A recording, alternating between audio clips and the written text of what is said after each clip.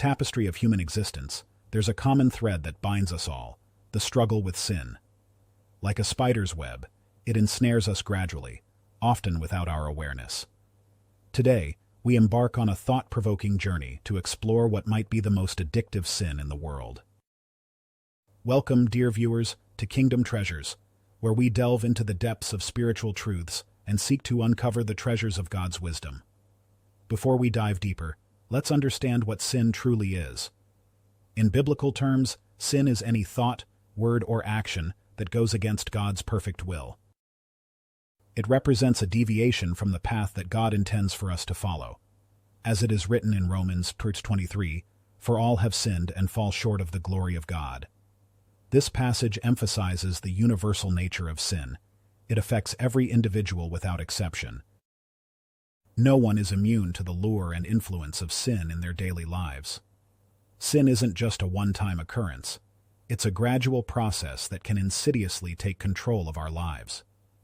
Much like a frog in slowly boiling water, we often don't realize we're in danger until it's too late.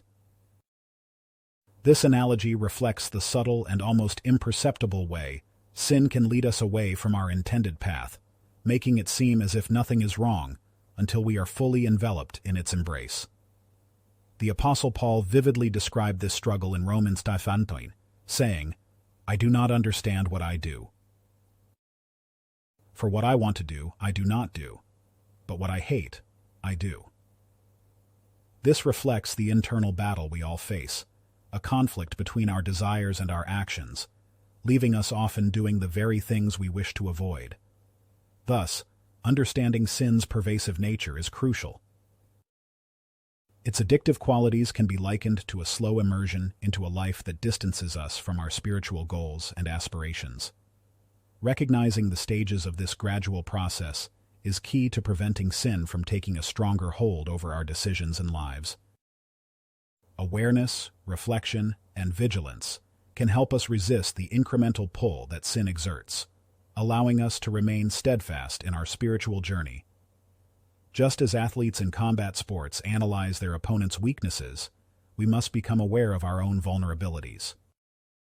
To resist temptation effectively, Satan, the enemy of our souls, is described in 1 Peter 5:8 as a roaring lion looking for someone to devour. He's strategic, targeting our specific weaknesses and tempting us with sins we're most susceptible to. Take a moment to reflect. What are your weaknesses? What temptations do you find hardest to resist?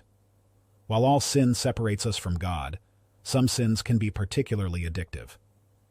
It's crucial to note that the most addictive sin may vary from person to person. What ensnares one individual might not affect another in the same way. Let's explore some of these common pitfalls. Pride, often called the root of all sin. It's the belief that we know better than God, that we're self-sufficient, and don't need His guidance. Proverbs 16:18 warns us, "Pride goes before destruction, a haughty spirit before a fall." Pride can manifest in various ways: refusing to admit when we're wrong, constantly comparing ourselves to others, seeking praise and recognition for our achievements. In marriages and relationships, pride can be particularly destructive.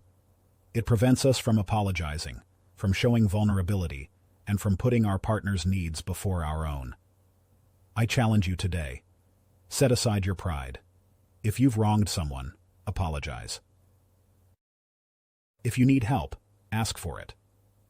Remember, humility is not thinking less of yourself. It's thinking of yourself less. Pride is like a thick fog that obscures our view of God. It hinders our spiritual growth by making us resistant to correction and blind to our own faults. In religious contexts, pride might manifest as judging others for their sins while ignoring our own, believing we've earned God's favor through our good deeds. To cultivate humility, try these practical steps. Regularly acknowledge your dependence on God. Seek feedback from trusted friends or mentors. Practice gratitude daily. Gambling addiction can destroy not just finances, but entire families and communities. It promises quick riches, but often delivers crushing debt and broken relationships. Chemical addictions, be it drugs or alcohol, wreak havoc on the body, mind, and soul. They destroy relationships, careers, and health. The cycle of addiction, withdrawal, and relapse can feel like an inescapable prison.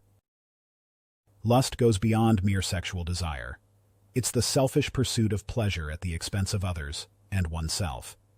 It can lead to struggles with pornography, infidelity, and a host of emotional issues. Uncontrolled anger turns people into ticking time bombs, damaging relationships and causing immense stress. Chronic anger can lead to health issues, strained relationships, and a perpetual state of discontent.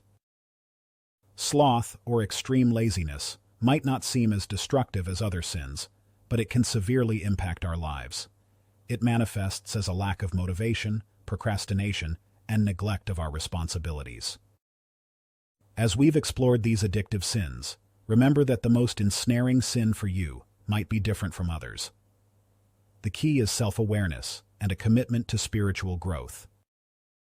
Identify your struggles, confront them with God's help, and remember, no matter how entangled you may feel, God's grace is sufficient.